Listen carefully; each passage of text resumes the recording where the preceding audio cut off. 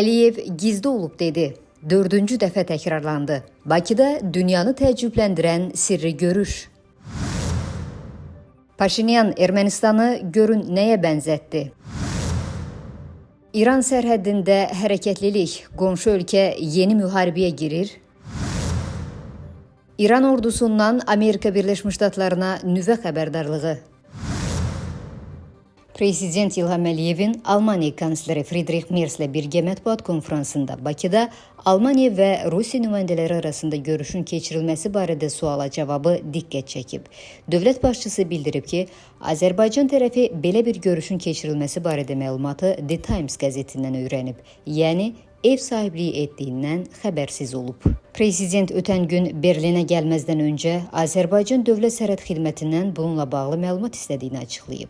O, iki ölkənin keçmiş və hazırki rəsmilərinin Azərbaycanda bir araya gəldiyini, lakin Berlin və Moskvanın Bakını bu barədə məlumatlandırmadığını vurğulayıb. Bundan əvvəl NATO, Rusiya, Türkiyə, Rusiya, eləcə də İsrail-Türkiyə təmaslarına ev sahibliyi edən Azərbaycan tədricən rəqib güclər arasında etimad platforması kimi ön plana çıxır. Bəs Bakının belə həssas görüşlər üçün seçilməsi nədən xəbər verir? Bu, Azərbaycanın beynəlxalq mövqeyi baxımından hansı üstünlükləri yaradır? Global Info-za danışan Beynəlxalq Münasibətlərin Təhlili Mərkəzinin İdarə Heyətinin sədri Fərid Şəfiyev deyib ki, Azərbaycan həm məkan, həm də vasitəçi ölkə kimi tanınır.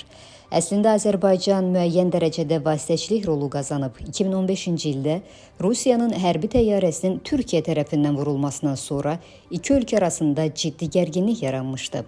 Həmin vaxt Prezident İlham Əliyev şəxsən vasitəçi kimi məsələnin həllinə çalışmışdı. Bundan başqa Suriya və İsrail arasında aparılan danışıqlarda da vasitəçi kimi çıxış etmişik. NATO ilə Rusiya arasında görüşlər də Bakıda baş tutub. Bu dəfə isə Almaniya və Rusiya nümayəndələri görüş yeri kimi Azərbaycanı seçiblər. Lakin müəyyən səbəblərdən bu barədə Azərbaycan tərəfi əvvəlcədən məlumatlandırılmayıb. Yenə də qeyd edirəm ki, bu müsbət haldır, çünki Azərbaycan təhlükəsiz ölkə kimi qəbul olunur və belə görüşlərə ev sahibliyi eləyir. Ancaq Bakının bu barədə əvvəlcədən məlumatlandırılması yaxşı olardı. Görünən odur ki, bu görüş Almaniya hökumətinin təşəbbüsü ilə olmayıb. Əgər belə olsaydı, rəsmi Bakıya məlumat verilərdi. Ehtimal ki, bu ayrı-ayrı siyasətçilərin təşəbbüsü olub və görüş də məhz buna görə belə formatda keçirilib. Ermənistanın baş naziri Nikol Paşinyan ölkəsinin gələcəyi ilə bağlı maraqlı bənzətmə aparıb. Global Info-az xəbər verir ki, o Telegram kanalında paylaşdığı videoda otaqdan çıxmağa çalışan kiçik bir quşun hekayəsi ilə Ermənistanın vəziyyətini izah edib. Videoda quşun saatlarla bağlı pəncərəyə çırpıldığı, lakin yaxınlıqdakı açıq qapını görmədiyi əks olunur. Bu kiçik quş 7-8 saatdır şüşəyə dəyir. Qarşısında açıq yer gördüyünü zənn eləyir, amma pəncərə bağlıdır. Halbuki yaxınlıqda açıq qapı var. Tariximiz haqqında bilməli olduğumuz budur, deyə Paşinyan bildirib. Baş nazir bu bənzətmə ilə Ermənistanın köhnə yanaşmalardan imtina etməsinin, yeni yollar axtarmasının və məqsədlərinə fərqli üsullarla çatmasının vacibliyinə işarə eləyib. İranın İraqla sərhəddə hərbi texnika yerləşdirməyə başladığına dair iddialar narahatlıq doğurub. Bununla bağlı görüntülər sosial şəbəkədə paylaşılıb. Tehran nəyə hazırlaşır? Növbəti İran-İraq müharibəsi başlaya bilərmi? Global Info-za danışan Yaxın Şərq üzrə ekspert Füqar Zifəroğlu deyib ki, İranın İraq sərhədinə hərbi texnika yerləşdirilməsi ilə bağlı yayılan görüntülər təbii olaraq regionda yeni müharibə ehtimalı ilə bağlı suallar doğurur. Ancaq mövcud vəziyyəti təhlil etdikdə görünür ki, Tehranın bu addımı hələlik İraqa qarşı geniş miqyaslı hərbi əməliyyata hazırlıq kimi qiymətləndirilə bilməz. İran hazırda eyni vaxtda bir neçə təhlükəsizlik problemi ilə üz-üzədir. Bir tərəfdən Amerika Birləşmiş Ştatları və İsrail ilə davam edən gərginlik, digər tərəfdən isə İraqın şimalında fəaliyyət göstərən silahlı Kürd qrupları və sərhəd təhlükəsizliyi məsələləri Tehranı qərb istiqamətində hərbi hazırlığını gücləndirməyə vadar eləyir. Buna görə də sərhədə əlavə zirehli texnika və canlı qüvvənin cəmləşdirilməsi daha çox preventiv xarakter daşıyır və mümkün təxribatların qarşısını qarşısını almağa hesablanmış addım kimi görünür.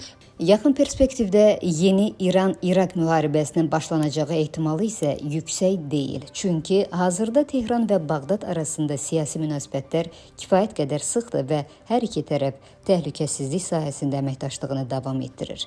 Bundan əlavə, İran üçün əsas strateji prioritet ABŞ və İsraillə qarşı durmanın idarə olunmasıdır.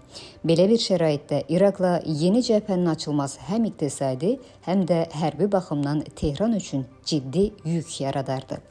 Bununla yanaşı risk tamamilə aradan qalxmış hesab edilə bilməz. Əgər İran sərhədyanı bölgələrdən öz təhlükəsizliyinə yönəlmiş təhdidlərin artdığını düşünərsə, İraqın şimalındakı silahlı qruplara qarşı məhdud hərbi əməliyyatlar, raket və ya pilotsuz uçuş aparatları ilə zərbələr endirə bilər. Lakin belə əməliyyatlar İran-İraq dövlətləri arasında klassik müharibə anlamına gəlmir.